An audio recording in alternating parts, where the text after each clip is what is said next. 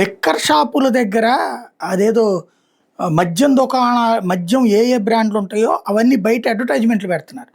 దానికి ఆ బ్రాండ్ వాళ్ళు ఇప్పుడు మామూలుగా మన కూల్ డ్రింక్ షాపుల వాళ్ళకి కనుక ఫ్రిడ్జ్ ఫ్రీగా ఇస్తారు.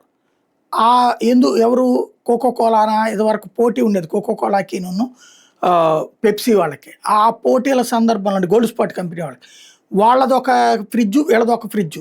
వాళ్ళ సరుకులు వాళ్ళ దాంట్లో వీళ్ళ సరుకులు వీళ్ళ దాంట్లో 2 ఫ్రిడ్జులు ఫ్రీగా వచ్చాయి షాపులు పెట్టుకునేటటువంటి వాళ్ళకి. అలాగే పెద్ద పెద్ద ఫ్రిడ్జులు కూడా ఫ్రీగా ఇచ్చేవాళ్ళు.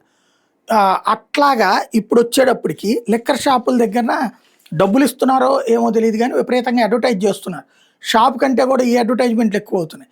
షాపు పేరు ఎంత వస్తుంది, ఆ బ్రాండ్ మాత్రం పెద్దదిగా వస్తుంది.